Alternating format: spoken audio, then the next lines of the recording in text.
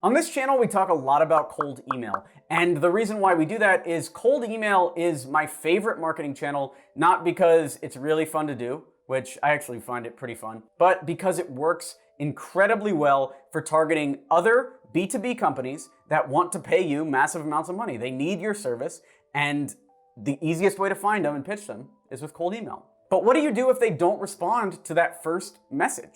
That's what I want to talk about today. Let's go through how to write a follow-up email sequence if there's no response.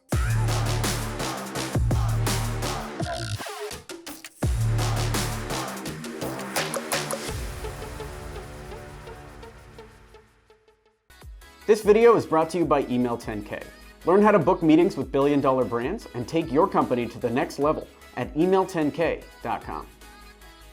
When I was first getting started in cold email, one of my first projects that was actually successful was pitching startups off of AngelList, where startups would post that they were hiring salespeople or really hiring whatever. I would find the ones that were hiring the salespeople and I would put them into my spreadsheet and I would make custom first lines for each one and I would pitch these people on working with them. And what was interesting about these people specifically, the startups that were hiring on AngelList for salespeople, is it did not matter how good that initial cold email was. What I found is until I sent a follow-up, almost nobody would get back. And I think it's because in the market, there are all these people that are just pitching them constantly.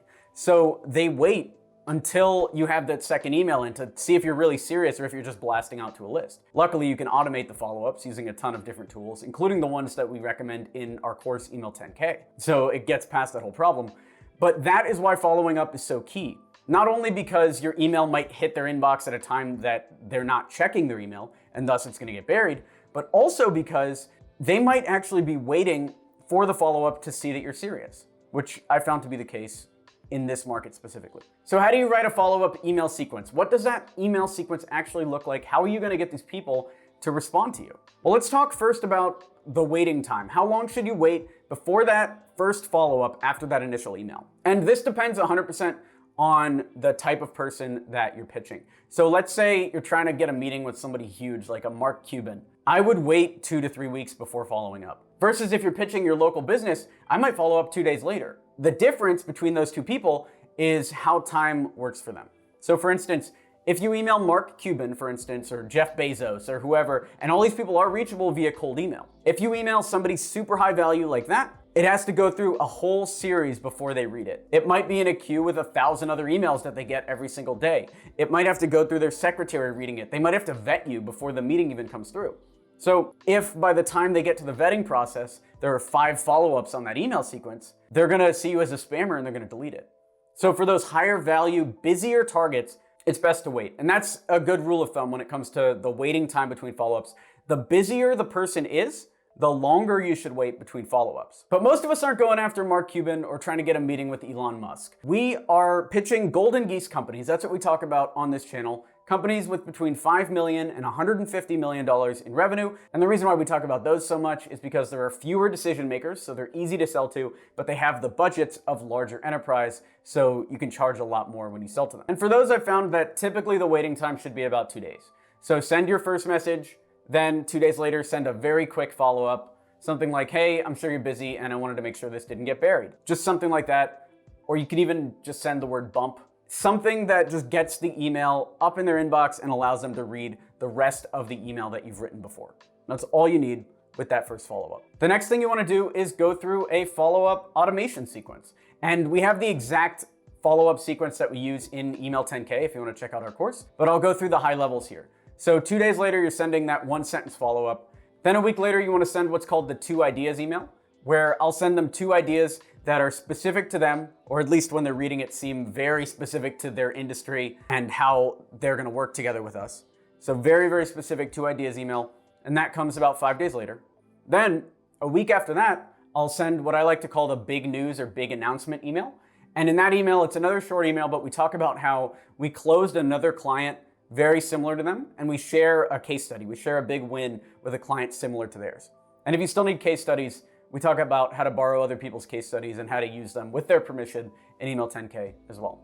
Then the final email is the breakup email where you talk about how bummed you are that you're not able to work together this year and to have them hit you up in the future if they need you. Of course, using language for your niche. I said the words hit you up there, which is slang. You can use that for like smaller design companies, things like that. But if you're talking to Starbucks coffee, I probably wouldn't write the phrase hit me up anytime you want. Keeping the audience in mind is so key for all marketing, but for email specifically. Think about the type of people that the email receiver interacts with and buys from, and try to come off like that type of person. Or come off so different that you stand out. But that's much harder, and I'm not gonna recommend that as a strategy. And that's the follow-up automation. You can queue these to go out automatically using any sort of email sending tool. I recommend Lemlist. I've also used Mailshake, and I like them as well. So any of those two, or there are a ton more. We recommend all of our tools in Email 10K. So that's going, and that's usually where I leave it on follow-ups. I tend to go after markets that have massive amounts of people in them, at least 10,000, 20,000 targets at bare minimum, so that you don't have to worry too much about chasing individual people down. One of the biggest mistakes we made with our marketing agency, X27, is that we were selling directly to digital agencies. And yes, it was great, and we closed over $1 million of business within that niche. But the problem was we had maybe 3,000 businesses we could work with total. So within a couple weeks of cold emailing, we had hit nearly all of them. And then we were trying to like scrounge up more businesses within that. And it became kind of a nightmare. We had to change niches because we had talked to everybody in our niche. So now with all of our new companies, we make sure we focus on bigger niches, and actually we pivoted X27 away from digital agencies. We still work with agencies, and we're amazing at that, at generating new leads and finding new clients for agencies, but we also focus on B2B as a whole, and within that we've got all our sub niches that we target. So sometimes you might have to grow your audience like that, but if you are in a small niche, if you are, for instance, targeting digital agencies or the Fortune 500, which even if you multiply the 500 companies by 5 targets each, it's only 2,500 people that you're reaching out to. So in that case, you want to follow up on different channels. So you've got your cold emails going. I would also look at tools like we recommend, like Zopto, to automate Twitter likes and LinkedIn outreach. Those are 2 major channels where people hang out. You can also go on Instagram and use a tool like Everliker to like their posts automatically on Instagram. Although the Instagram tools do tend to get banned a lot, so I don't even know if Everliker is still running. But if you can find a tool like that that automatically engages with your clients on Instagram, that is also a good way. Just don't be spammy and don't be a robot about it. Because if you come off like a spammer, it's just gonna be bad for everybody. I've got this one guy who's trying to invite me on his podcast, and he's been trying to invite me on his podcast for 6 months. And I know that I'm just like one of maybe 1,000 people in a list, because if I go to my Instagram messages, I see his name, and then I see an account that's a clone of his account that's asking a very similar question. And then 3rd, 4th, 5th, like 5 copies of this guy's Instagram account, all spamming me to get on his podcast. And what's crazy is after I finally responded to one of them, I was like, hey, great follow-ups. He didn't even respond back. I got lost in this automation funnel. So try not to be too robotic about it. Don't create 1 million Instagram accounts. You should really just have the one Instagram account that you're following up with, and then try not to be spammy so that your account doesn't get banned. You don't need 20 LinkedIn accounts. You don't need 50 Twitter accounts. You don't need 100 Instagram accounts.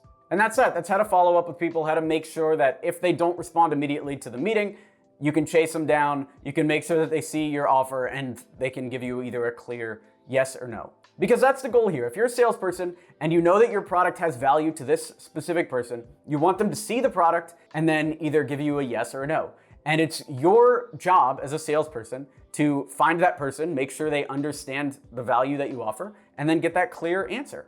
This video is brought to you by Email 10K. So you don't have a business idea, huh? Do you want to know what the best business to start is, regardless of market conditions? Check out the free presentation at email10k.com. We have over 200 students that are crushing it using this business strategy, even during this time.